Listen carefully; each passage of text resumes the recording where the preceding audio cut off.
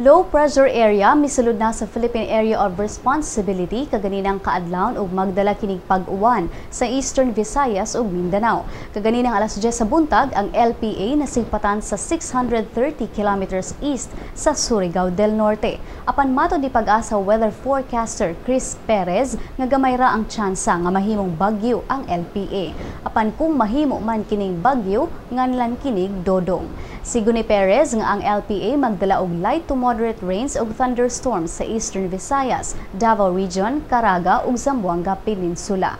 Samtang ang ubang bahin sa nasud makasinati og partly cloudy to cloudy skies with isolated rain showers ug thunderstorms. Dugang sa forecaster nga padayong nagdalag maayong panahon ang easterlies o ang warm winds gikan sa sidlakang bahin sa nasud.